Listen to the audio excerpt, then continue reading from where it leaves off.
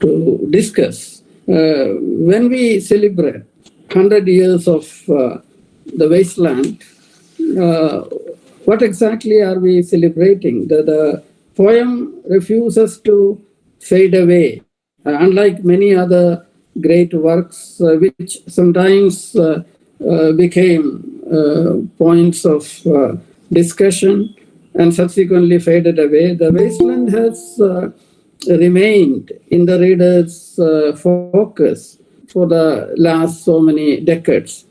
We do know by 1940s, the Western modernism had lost its initial radical and oppositional kind of content. It had become part of academic discipline. It had become canonized.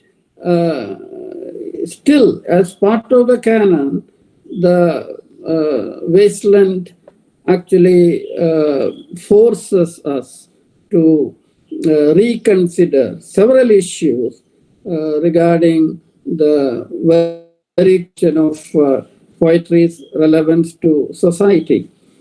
Maybe I'll mention 3 or 4 things why this text is still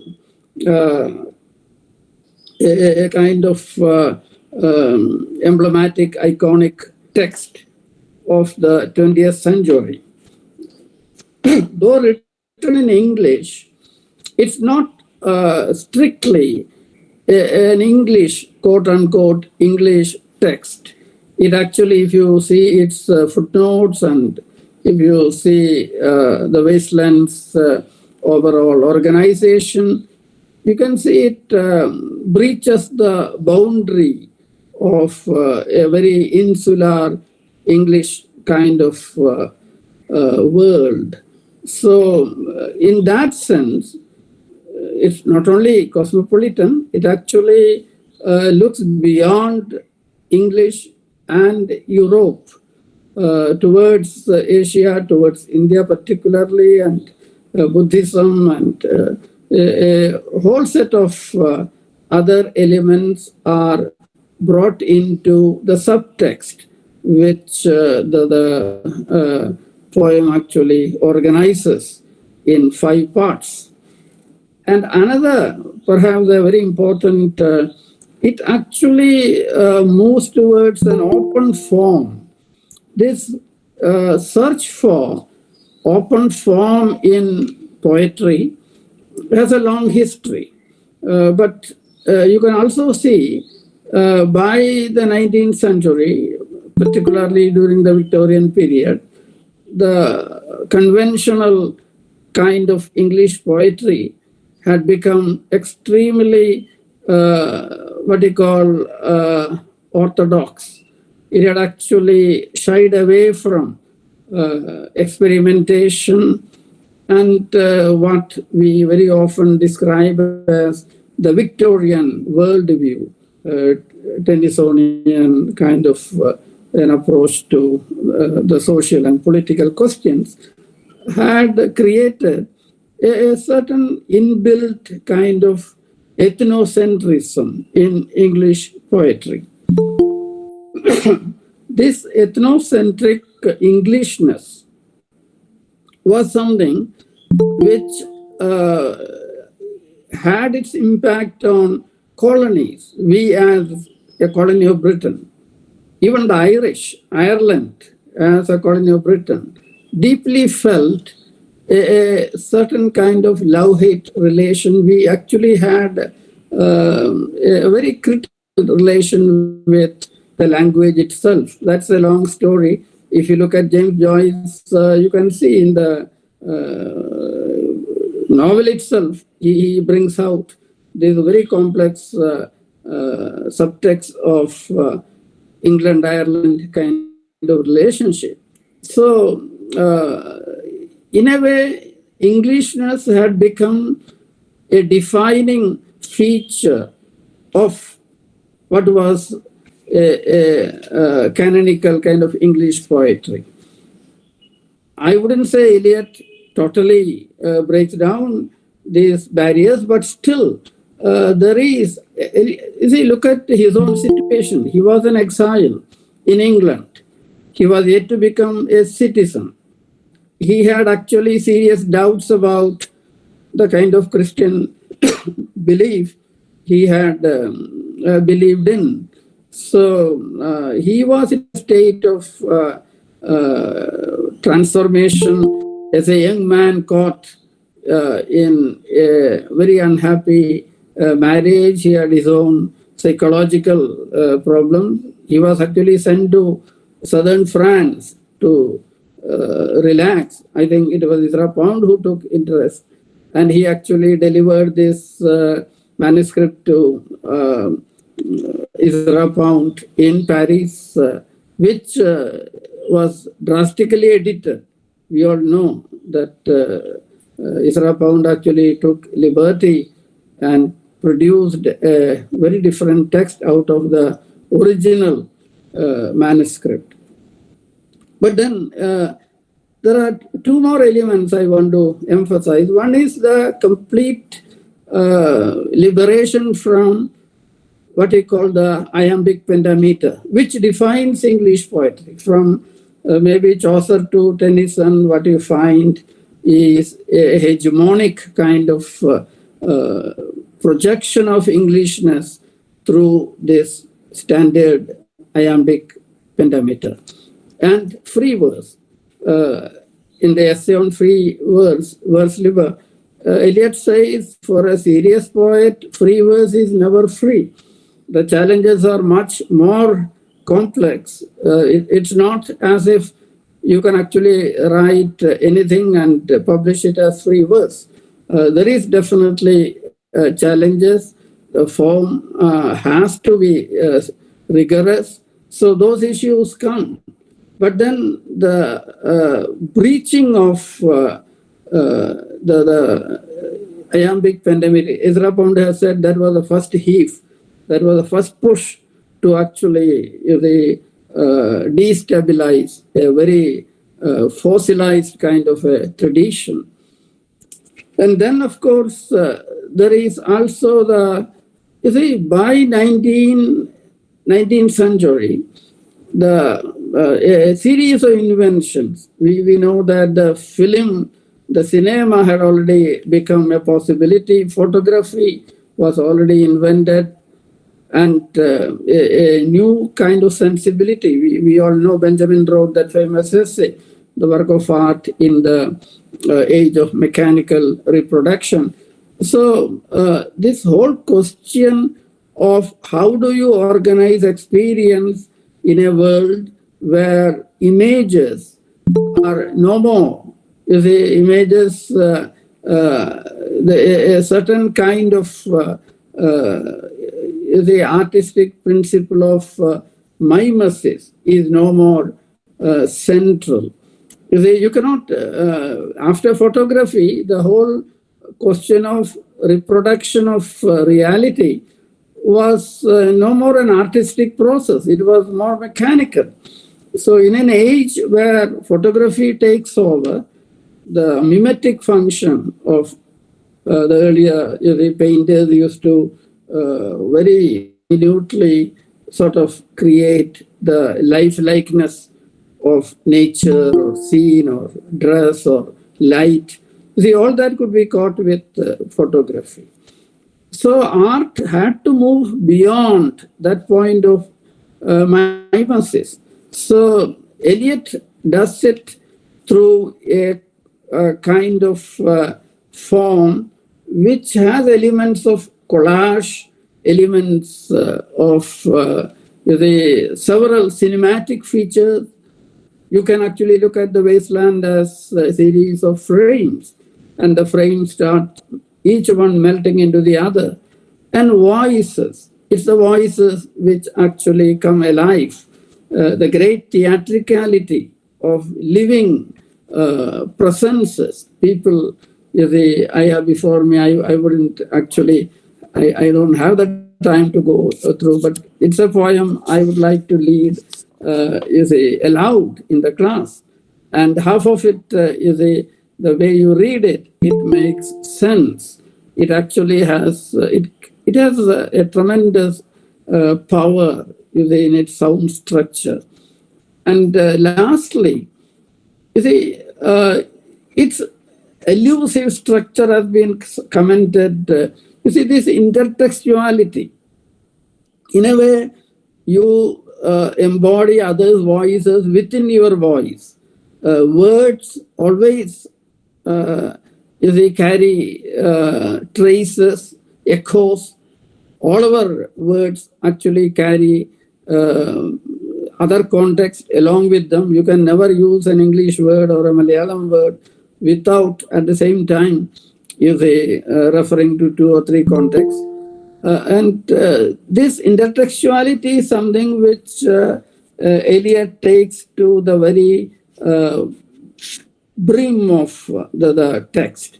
He actually, if they look at the list of texts which are stitched into the texture of the poem, and that actually no other poem in English or any other language had done it with such great intensity.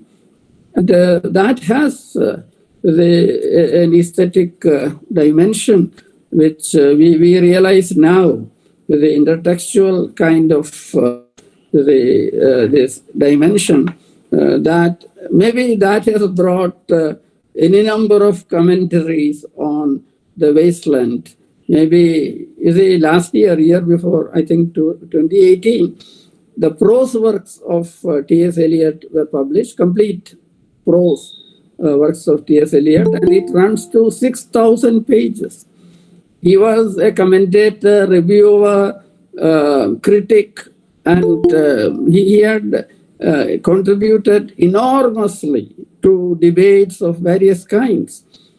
But his poetry output, you may actually see maybe less than 300 pages. But those 300 pages have brought a whole lot of commentaries, and particularly this poem. It is still, and through translation, it has traveled into many languages. Taking the wasteland as a pretext, I would like to look at how this modernism in Indian poetry, Indian languages, actually, was it a response to the wasteland, or was it... my submission is all such shifts in the literary sensibility are made possible by the internal dynamics of a language community, a literary kind of culture. It's never, it is when literary culture is ready to transform itself, it is caught in the context of transformation, it will receive influences, or it will actually receive certain models, but that in itself cannot actually become the only reason for a language or a literature to evolve into, transform into a totally different kind of what you call poetic or novelistic or dramatic kind of mode. I mentioned 4 or 5 contexts in which the reception of the wasteland happened across India, because this is again highly complex. If you start mapping the reception of the wasteland in Indian languages, we have to actually cross boundaries of cultures and languages many times. You have the macro view of socio-political kind of transformation, the colonial to the post-colonial. We actually have lots of, if you look at the early rumblings of modernist shift are heard in Bengali, in Bangla in the 30s. when Tagore was very much alive. And gradually you move towards, by the 1940s, you have both in Hindi and also to some extent in Marathi. By 1947, we have B.M. Madhekar's Kahi Kavita comes out in 1947. But Hindi modernist poetry, Tar Sab Tak, the definitive anthology which heralded the shift, that came out in 1943. And by 1950s, you can see the map of poetic scene changing in Kannada, Malayalam, to some extent. Marathi actually has a full-fledged modernist movement by 1950s. And toward the end of 50s, you find languages like Gujarati and Kannada. Kannada, of course, in the 50s and 60s, it almost parallels the trends in Malayalam.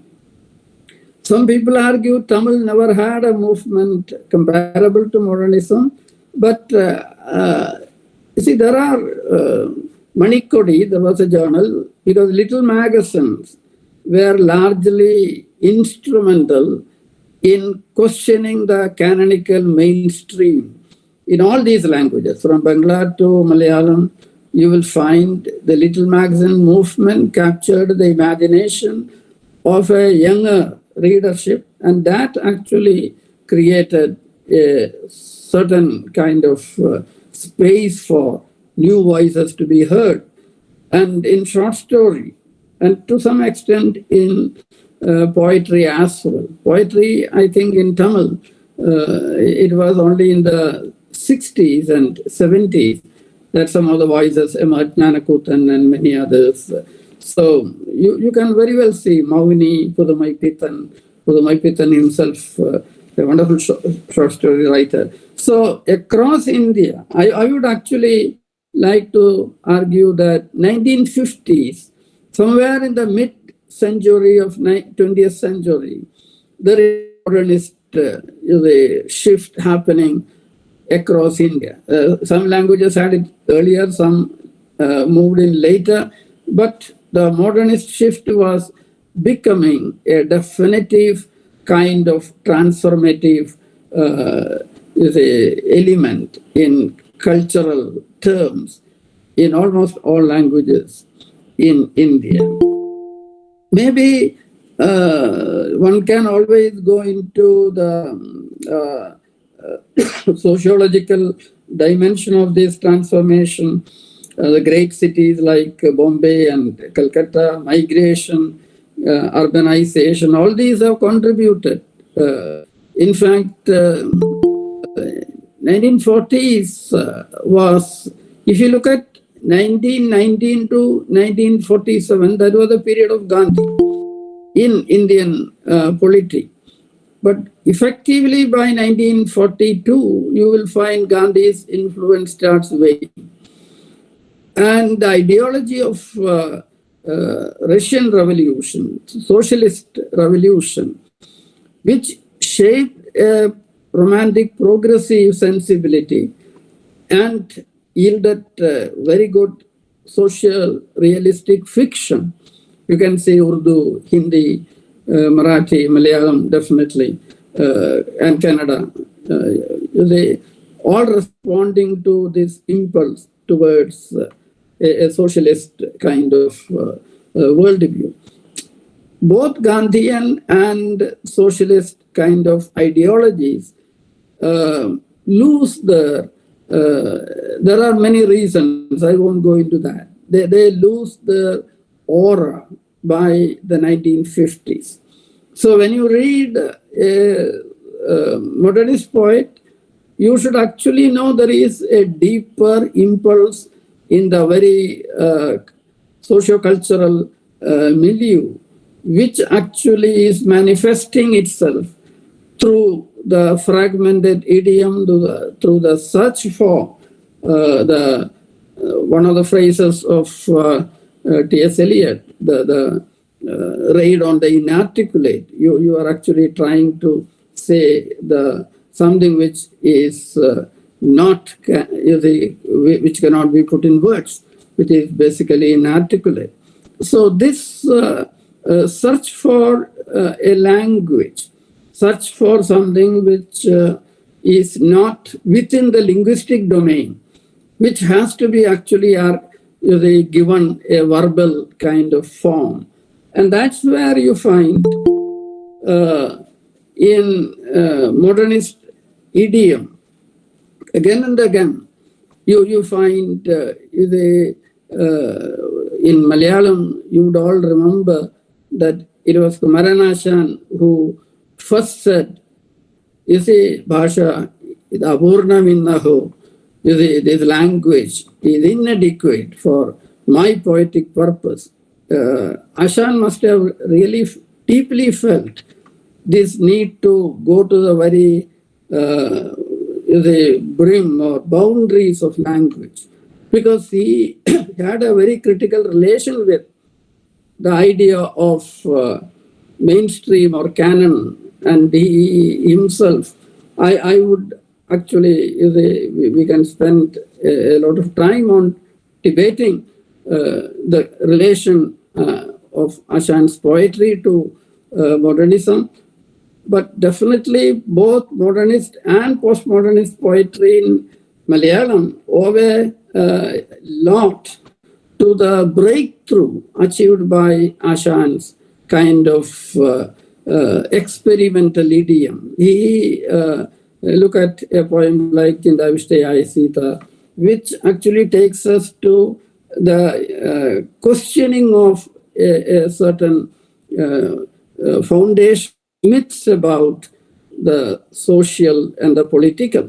Now we have the advantage of having a poet like Ashan, or a poem like Kindavishtaye Sita, is that it radicalizes the poetry and the language of poetry for generations to come. But in other languages, this, for example, when Marathi Dalit poets emerged, they had to actually look for a radical kind of idiom in the Bhakti tradition, in the medieval Bhakti poets. So you do find certain, languages differ. Languages have the particular destinies. Languages have the very critical kind of histories. My main argument in this presentation is very often we don't realize the role played by literary criticism or critical kind of exploration in the shaping of a sensibility. And this you can see when the shift towards social realism happened, or when the shift towards postmodernist kind of writing in the 80s, or feminist or Dalit writing happened in the 80s, you do find it is accompanied by a whole lot of critical activity. We are very fond of repeating the cliche that criticism is dead. Literary criticism in Malayalam perhaps has is nothing to contribute. But we should realize that translation is also a mode of literary criticism. A whole lot of poetic literary criticism comes through translation. You can actually see the amount of translation which is happening right now into Malayalam, maybe through social media, etc. That gives a certain kind of index of how we are groping our way towards a new literary sensibility. There is definitely a certain kind of search for a new idiom happening through translation right now. Now, if you take all these languages, one of the common things you find is there are canonical kind of traditions with patriarchal figures in each of these literatures. For example, look at a figure like Rabindranath Tagore. And the question of turning away from, going beyond Tagore was a great challenge that Bengali poetry faced. So when you read Buddhadeva Bose or Sudhindranath Datta or Vishnudev, Jivanananda Das or Samarsan, you can see the revolt against Tagore needed a certain ideological foundation. So what modernist writing from the West, or what a poem like The Wasteland by Eliot provided was a certain kind of legitimation of the new. You see, in Hindi it's called Nai Kavita, and we call it Athinikata. In Bangla also uses the word Athinikata.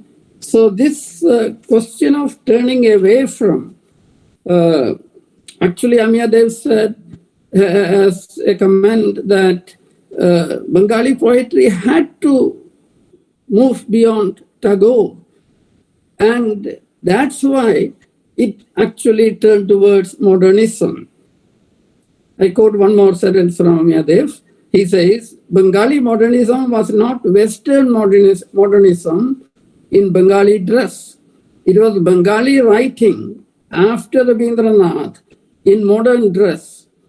So it was necessary to turn away from a very commanding kind of an author who had actually, you see, Tagore was no ordinary writer.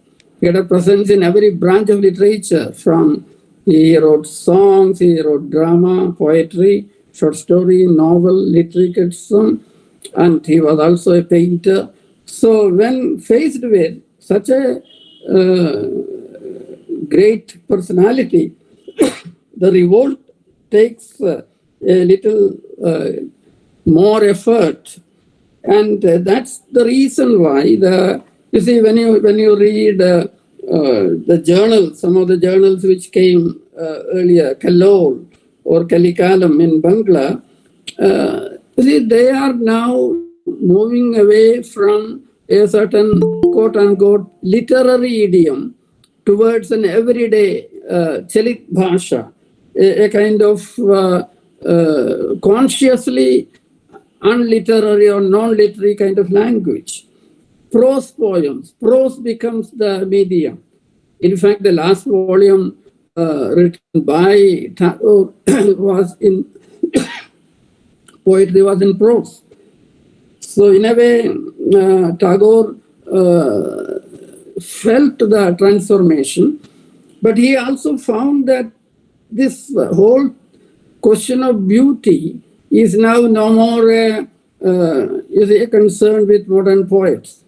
they increasingly dealt with, you see, if we know what the history of Bengal, 1943 Bengal famine, and by 1948 the partition riots.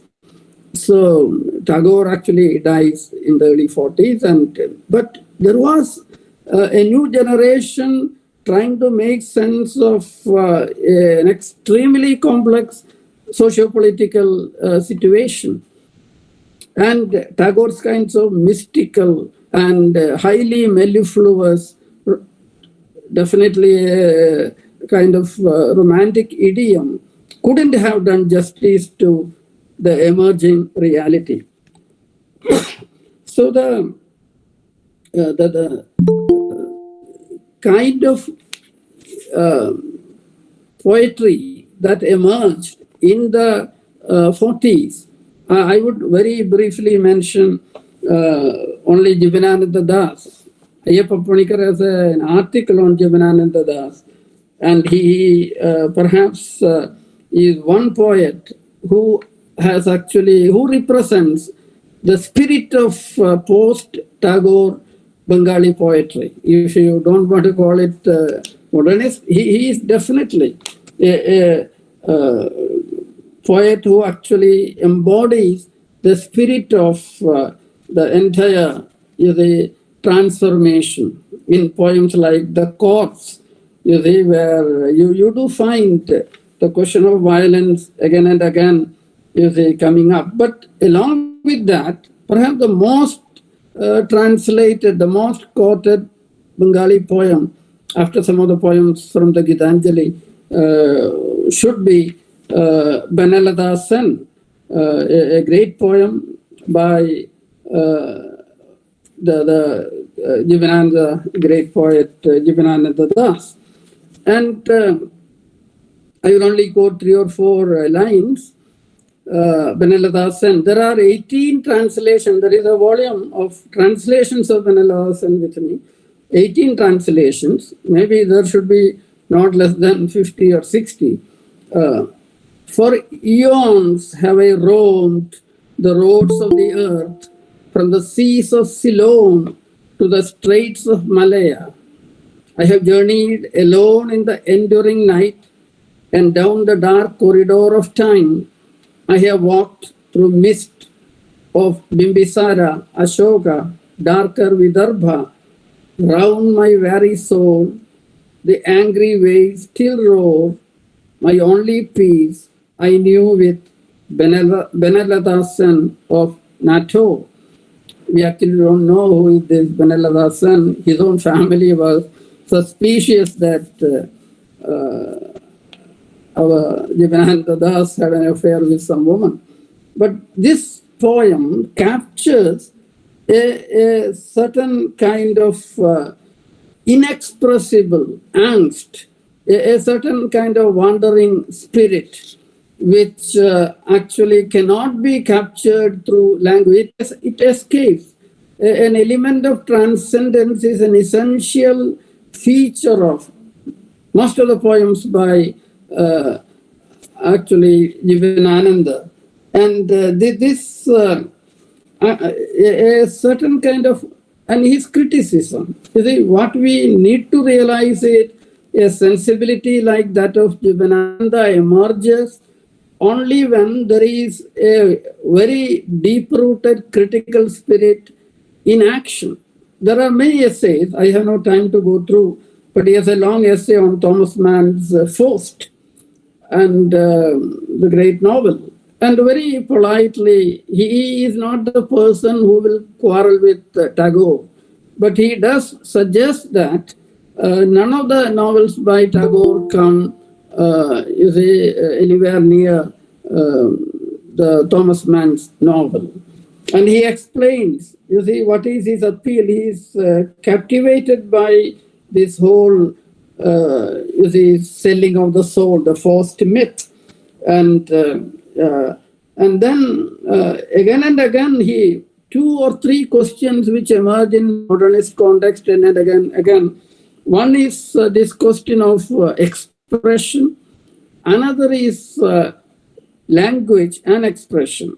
You see, how do you relate to form? How do you relate to language?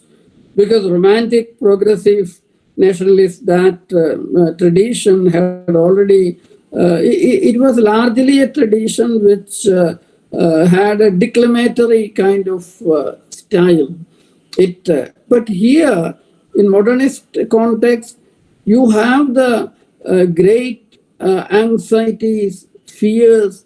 There is a modernist subject which is fragmented, which actually cannot claim to have a certain kind of fluidity between its inner world and the outer world.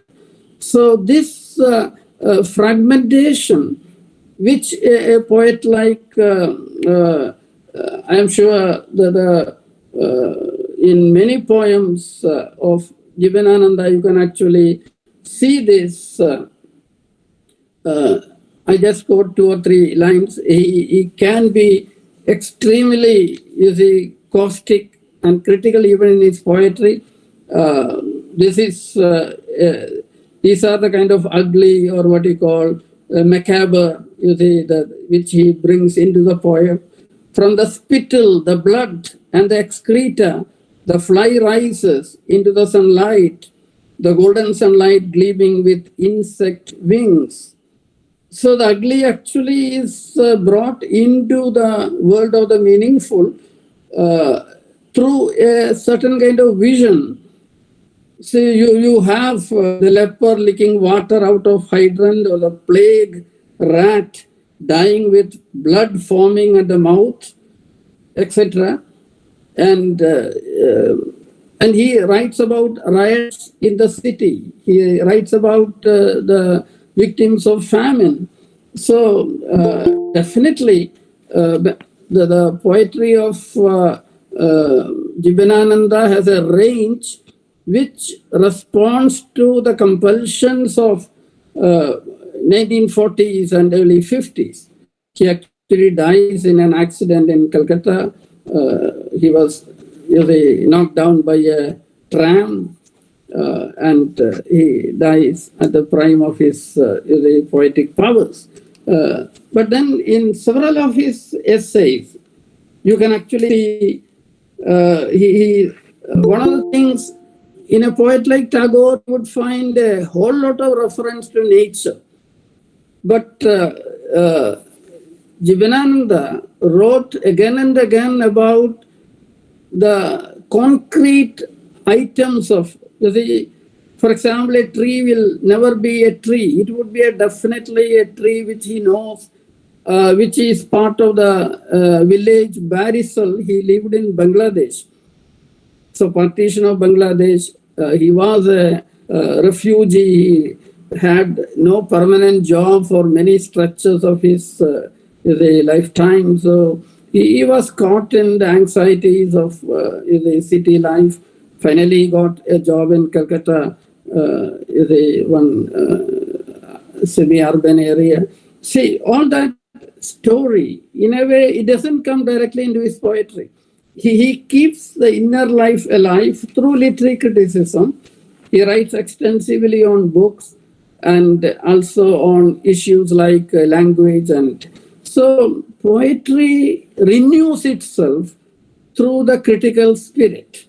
And this very often in the classroom when we teach poetry, perhaps without the preface to lyrical ballads, I am sure much of Wordsworth will not be intelligible to us.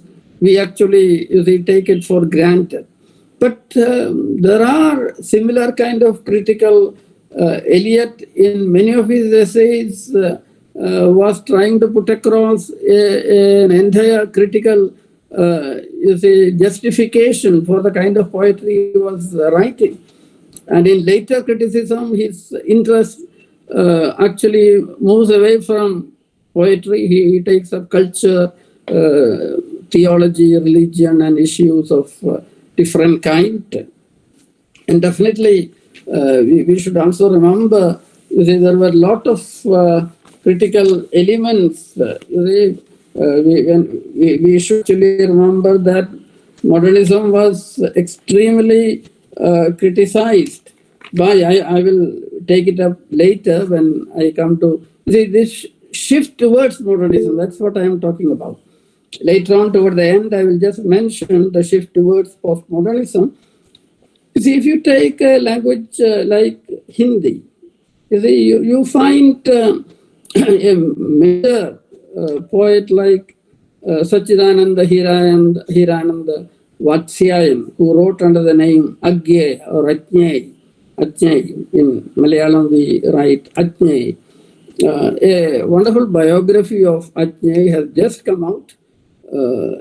Actually, a very voluminous, almost 700 pages, almost 200 pages of references. Mr. Mukul, a very good critic. It's in English.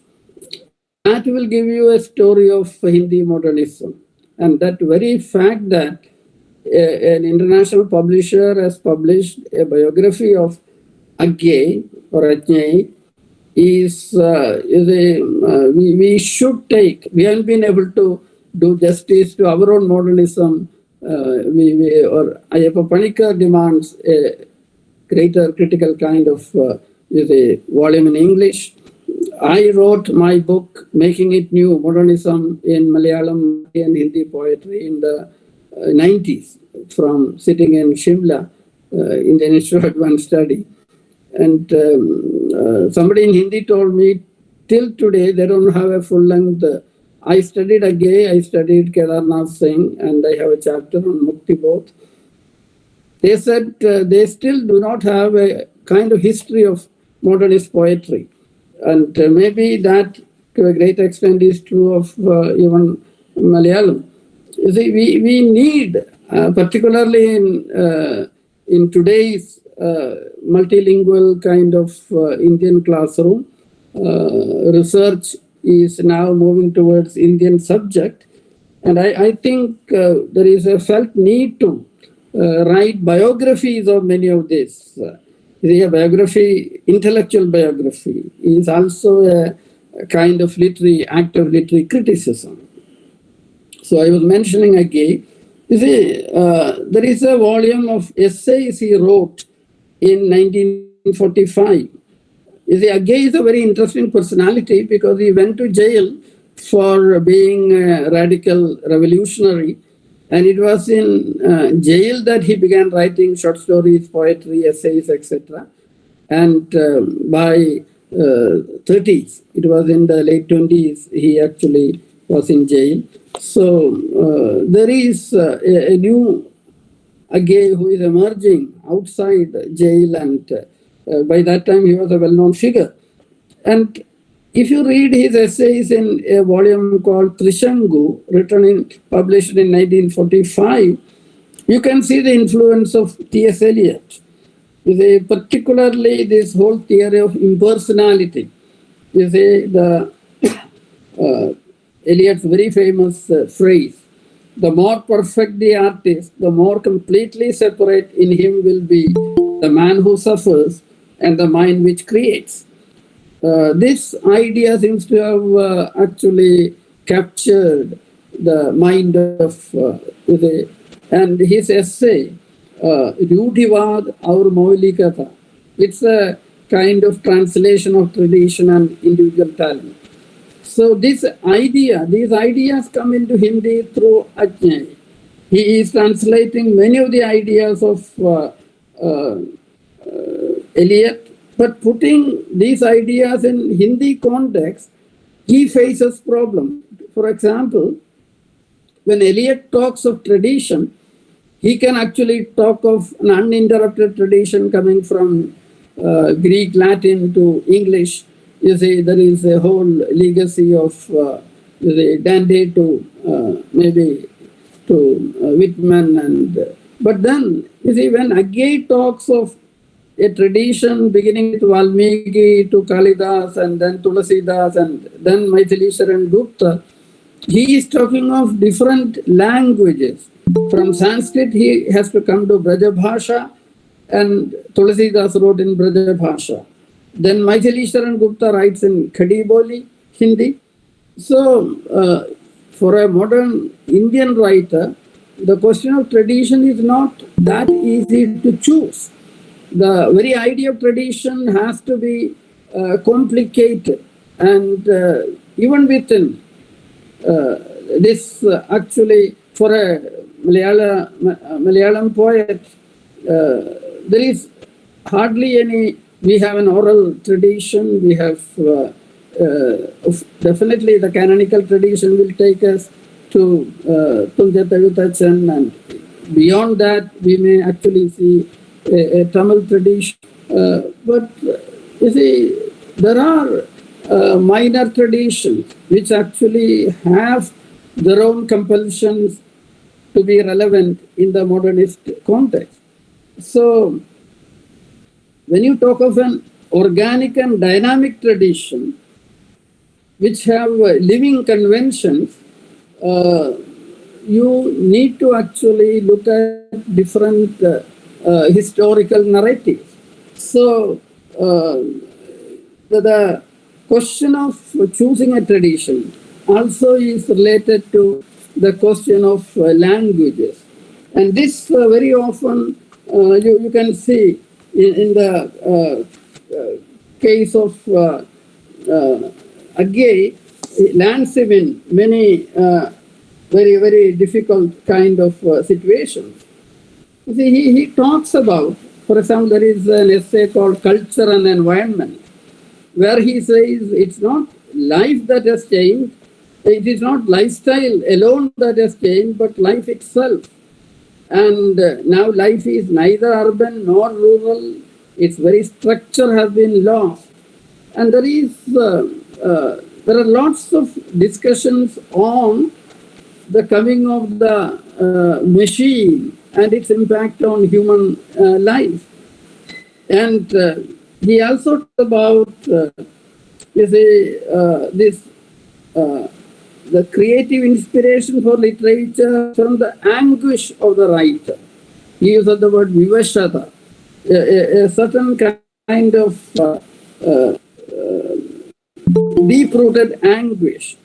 And here you may find a certain elitism in, and this is true of Western modernism as well.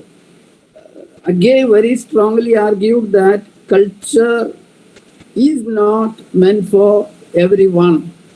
Even the kind of poetry, or there are products of culture which everyone may not be able to relate to. So this question of popular taste is something which he critically rejected and found, it has to be resisted. And he uses the word, dvipata, isolation. And there are several, I will not go into detail, just to, if you look at his poetry, increasingly it talks about the isolation and alienation of the modern man in the Indian context. And he uses the word dvipata, insularity. And several such, lots of poems talks about this isolation and the need for reaching out.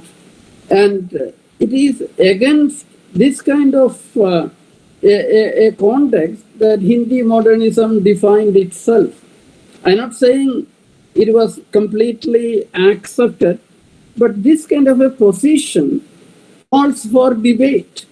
It questions primary ideas about form and content, the social role of art, and the role of, particularly in the context of this modernist poetry, always emphasize experimental kind of writing, what in Hindi was called prayog. And the existing tradition of pragati or progressive poetry. And there was a certain kind of dichotomy between the pragati and prayog. Can progressive poetry be experimental as well? Not every poet, there are some poems, some poets who could manage, we are going to mention one such poets. Definitely by 1960s, Agye was being questioned extensively by a new generation of poets. And the prominent among them was Mukti Bodh, a very important poet, and Gajanan Madhav Mukti Bodh. Gajanan Madhav Mukti Bodh was bilingual. His family came from Maharashtra. In fact, his brother Sharachandra Mukti Bodh was an eminent Marathi poet. I had met him once. He is no more. Sharachandra Mukti Bodh was a very well-known Marathi poet.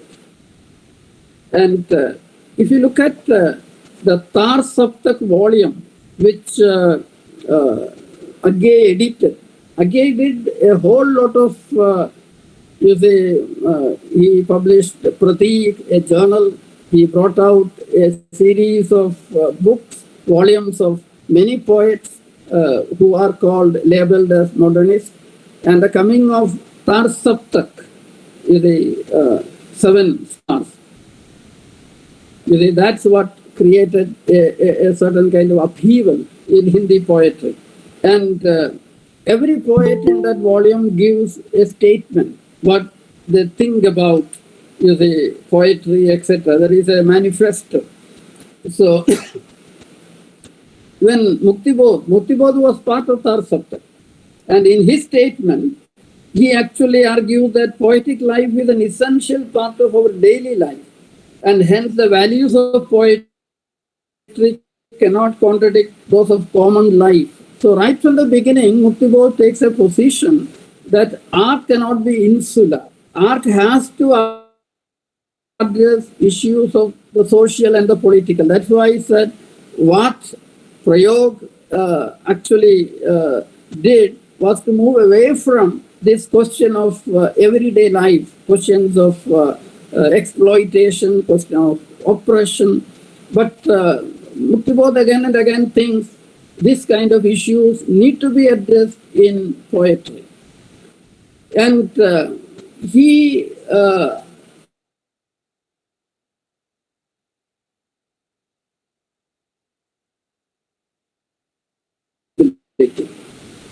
and there he argues that we have come to associate modernism with Europe and America. But it's time we moved away from the Anglo-European model of modernism and took inspiration from the emergent societies of Africa, Asia, Latin America, where there has been a new awakening brought about by emancipatory ideologies. So a certain post-colonial thinking in very clear terms, in very coherent intellectual terms, actually emerges in the critical writings of Gajanand Madhav Muktibodh. And he also, you see, he mentioned some of the poets, and he was consciously arguing for a new kind of radical modernism, a kind of avant-garde modernism, which in Malayalam you see in the 70s, when you see the poem Bengal by KGS or Pani by Satchidanandan. By that time, our insular kind of high modernism moves towards a new phase, where it captures the anguish of the everyday. So this stage actually is brought into Hindi by Muktibodh's writings, critical writings. You see, here you can see literary criticism is an essential mode of negotiating the possibilities in poetry. You see, before a poem realizes what actually can be done through poetic form, the critical writing very often negotiates the possibilities through models. So this can come through translation. When you translate Pablo Neruda into Malayalam, or when you translate Lorca into Malayalam. I know one Gujarati poet who studied French just to translate Mallarmé, Rimbaud, and all the Baudelaire, all the great modernists. So a great fascination for a new kind of sensibility. This leads you to write about them. Suresh Joshi, a very important Gujarati poet and critic. We are actually celebrating his centenary, birth centenary this year. Suresh Joshi was a professor of Gujarati in MS University. He wrote small booklets on Mallarmé, Lorca, many of these modernist existentialists, and translated them extensively. You see, translation is one mode of negotiating the inherent possibilities of language. When you translate Lorca into Malayalam, that wedding, D. Vinayendran has translated, it becomes, it extends the possibilities of poetry within Malayalam. It's a play. So it actually extends the possibilities of form within Malayalam. So we need to see what kind of possibilities are being extended by these writers. And we also have, I will add a little, Muktibodh also, like Jivanananda, he was a English lecturer, both Jaivinananda and Muktibodh. Many of these writers were either professors of English or they were bilingual, who were versatile in English. And Muktibodh worked in All India Radio in Nagpur. He lost his job because he was part of the Communist Party. Not only that, he wherever he went, he actually felt extremely insecure. And in 1962, he had published a book called India, History and Culture. And this book was accepted by the government of Madhya Pradesh as a textbook. But then some controversies by some vested interest groups actually brought this book into public kind of a dispute. And the government finally withdrew the book in 1962, and this greatly unsettled him. You see, he wrote a seminal poem called Andhere Mein, which is perhaps, if there is a wasteland in Indian languages, I would say it is Andhere Mein, a journal I am editing in Malayalam, which is called Anyonyam. I've been serializing its translation. You see, Ilutil, Andhere Mein. So, 8 section, a very long poem, and you can see here the kind of anguish in the personal life which precipitated an utterance of this kind. And again, he actually, he talks about the riots in the town and fleeing the houses, constantly being hunted down by police forces. So there are any number of questions he is raising. And one mysterious figure again and again comes in the poem, like a caveman. And then at one point he said, this must be my own unachieved expression, my own unrealized latent talents. He has got to be the very tension or the blocked wisdom of my heart and the very image of my soul, the embodiment of all my ideals. So he is in a way trying to capture an essential part of his own self through language. And that's where he finds he is denied that ability. When you actually have a complex relation with society, it also affects your ability to express, articulate. Your relation with language is defined by your relation with society. And that's why earlier I said when Ashan had a critical relation with language, his own location within the Kerala kind of very hierarchical social structure, it did not, enable him. It was not an enabling relation. So if somebody had to actually, somebody can just sit and write a poem, he had to be extra conscious. Sanskrit or Malayalam, they were not given in his kind of location.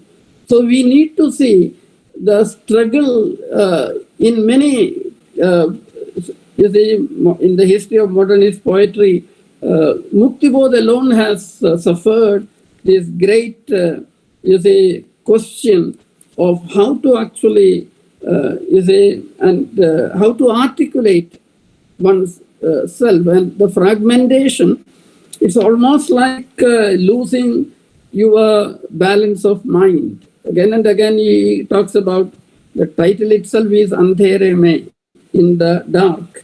So, and he says this is a crisis which I have brought upon myself.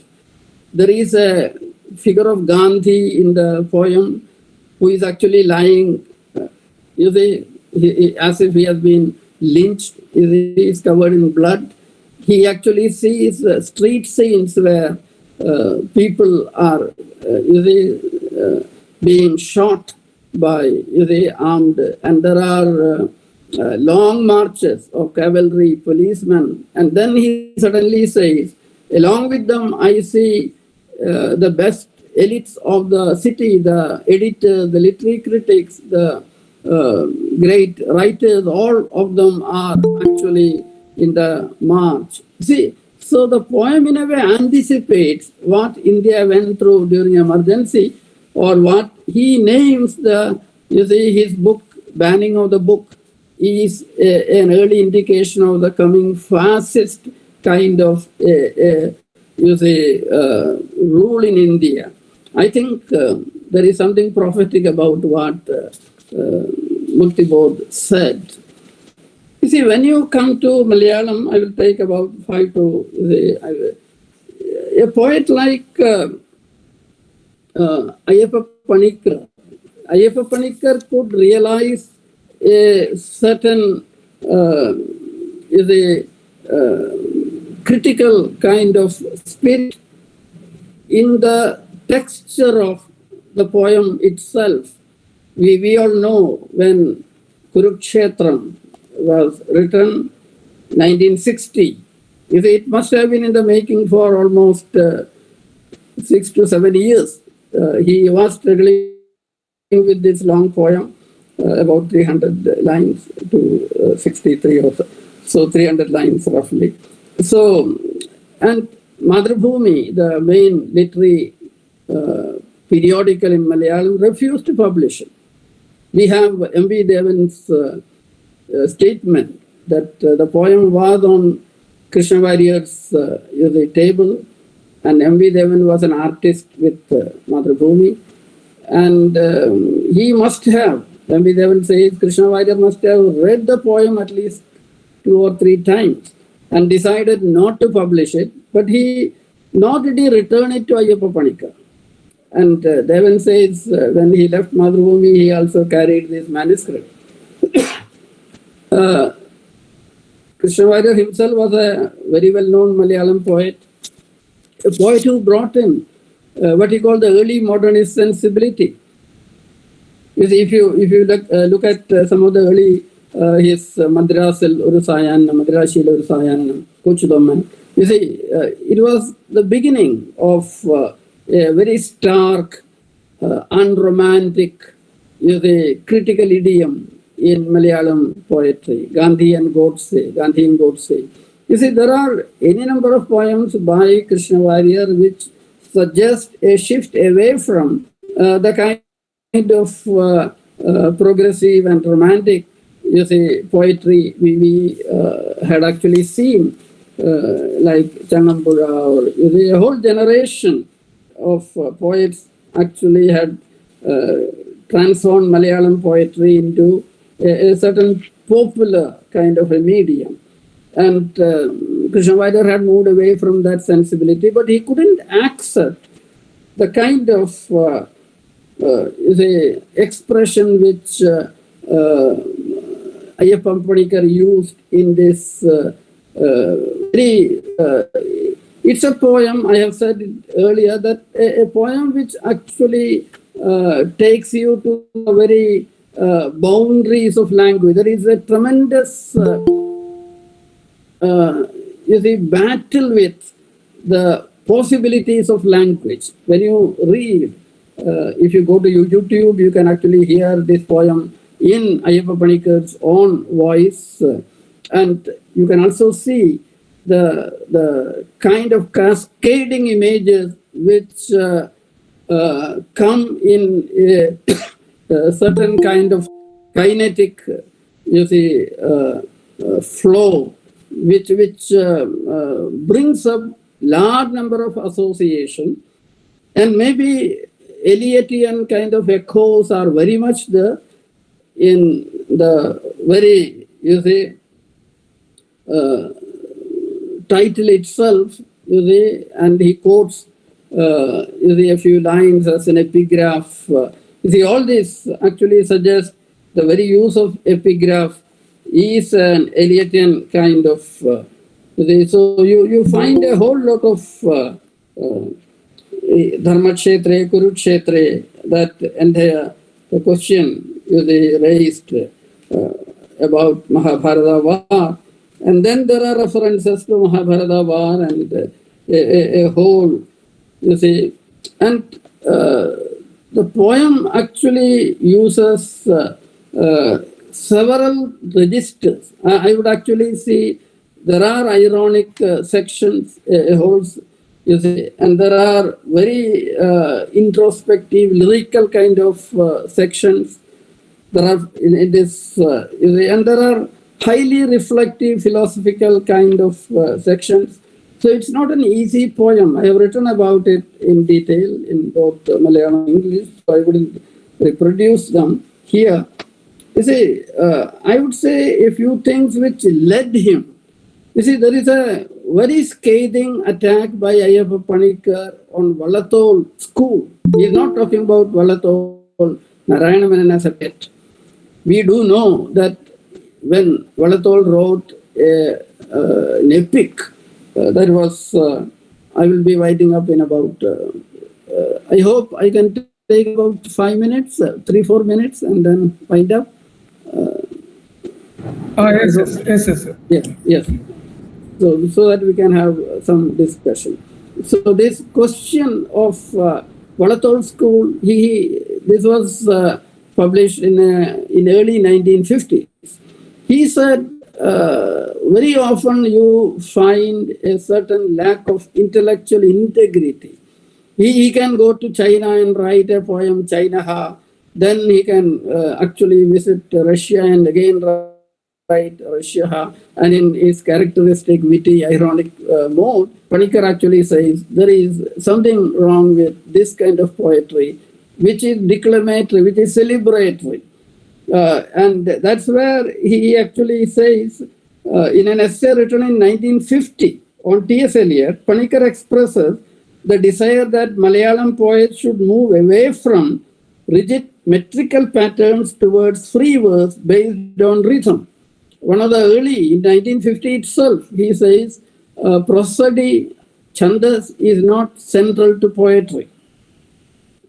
And the form should evolve from the emotion of a poem. A poem has a form which actually is integral to the emotion articulated, the bhava, whatever bhava, the rupam and bhavam, they actually cannot be mechanically. You cannot, when you are pouring a poem into a chandas like Kega, it is a Kega vrittam which speaks. So Kega itself is ideological kind of sign system. It has a semiotics which has a long history. So that is where he was aware of this. Prosody does not add to the meaning of the poem. As it functions, its function has become mechanical. And he was highly critical of Vallathol's poems written in a declamatory style where the verbal rhetoric betrays shallowness of emotion and lack of intellectual commitment. And he sets great store by the unified sensibility. You remember Eliot's idea of dissociation of sensibility, how to integrate thoughts and feelings. And this question seems to have bothered Ayyappa Panikkar quite a lot. And he talks about the dissociation of sensibility in the Malayalam context. And Panikkar argued that the syntax of the poem articulates the ideology of the poet, and thus foregrounding the primacy of form in poetry.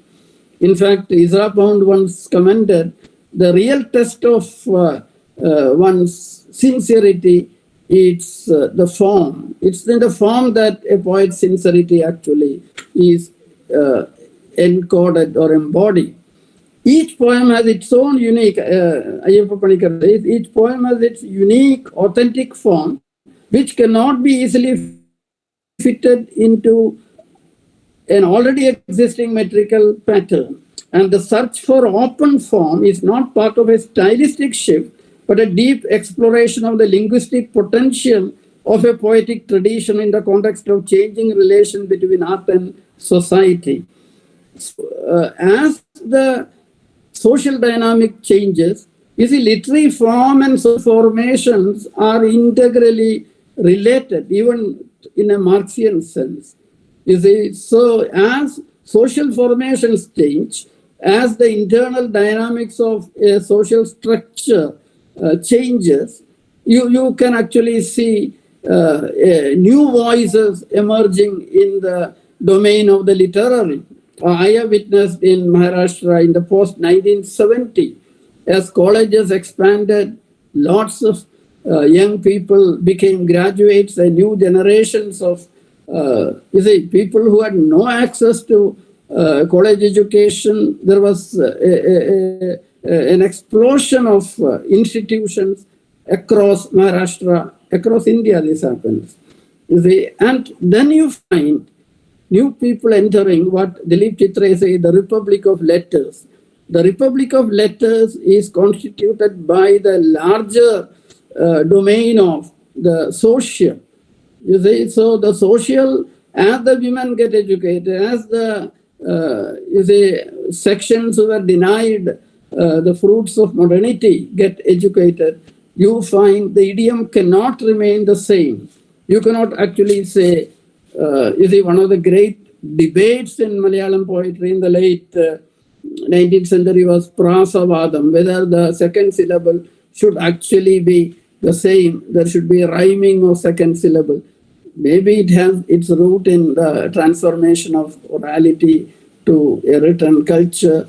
Lots of it has its intellectual dimension, but look at the kind of debates on form, and that's where you find Panikkar actually commenting that this context demanded a new kind of idiom, and that too towards greater openness. And he has interesting comments on the Wasteland. He translates Wasteland and published it in his journal Kerala Kavita in 1972. And he has a very interesting comment. I will quote: "Those who did not read the poem greeted it with their ignorance, and those who could not understand the poem greeted it with resentment, and those who understood the poem greeted it with their arrogance, rendering the poem in the process complex and problematic." So the reception of the Wasteland in Kerala context was complicated by a spectrum of reactions, and it was there were lots of debates on modernism in Malayalam poetry. We know, there were questions of form raised, art for art's sake or art for the society, but then this resistance is always part of reception. If you read Robert Joss, you will actually find no reception ever takes place without resistance. The new always actually questions the prevailing ideological horizons of the literary. So when something like a very radical experiment like Waiting for Godot comes in, you don't know how to relate to it. So definitely it takes maybe a couple of years, but then it becomes something you cannot ignore. Still the Waiting for Godot is a play which actually questions the very nature of the idea called a play. It takes play to its rudiments. It's radical. So similar kind of attempts you can see in modernist kind of poetry. You can see Kurukshetram actually raises this question again and again in several. For example, in some sections, Sapta Bhukhanda Mandalam, Sarvam Supti Dusapnamai Kidakke Martya Varga Vishadam. See, a kind of Erutachan style suddenly comes into this poem. But then there can be Munbedu, Piragedu, Chodingalam, Tamil, Maladikano, Jival, Saubhagyam Kodikano, Samshaikuva Namal, Namukai Matram, Tirtha Sambhavangale, Karan Dodunna Galatine. It's more reflective and also, And he can also very ironically write Konjanam Gatum, Kogi Vilikum, Podiyogam, Nyanya, Varanjugond, Avsanipichidum. So it actually is trying to capture a social and political kind of domain where the earlier എൻ്റെ സ്വപ്നത്തിലെ കൊച്ചുപൂവേ എന്താണിന്നു നീ ഗൗരവം ചൂടാൻ, എൻ്റെ സ്വപ്നത്തിലെ പാട്ടുകാര എന്താണിന്നു നീ സങ്കടം പുൽകാൻ. So it can become musical, almost like, but in between these lines, you will also find a Sanskrit line, Sukham Dehi Rishikesha, Sukham Dehi Janardana. So in a way, the Eliotine kind of taking of form was achieved by Ayyappa Panikar through Kurukshetra. What perhaps was needed to be done, and we have a text of multiple resonances, which actually does, it has a critical function. You see, its critical function was prepared, you see, by Panikar and subsequently by several discussions, debates, etc. And that's what has opened up Malayalam poetry. And if you look at the Malayalam poetic scene today, the open form has done something in Malayalam poetry. We have a spectrum of poets. People actually complain there is too many poets around. I actually find it a very positive development, the democratization of poetic sensibility. The surviving poets may not be, in all periods there are any number of poets, but if you survive, a whole lot of poems get written. That seems to be, but this breaking of form, breaching of a certain canon, and a radicalizing of the idiom. And Marquez once, after reading Kafka, said, I didn't know that I was allowed to write like this. So somebody has to write something, and then you are enabled to write in an open form. You are allowed to. Tradition gives you that kind of a permission. I will stop here. Maybe there are comments. It's not a conclusive kind of conclusion.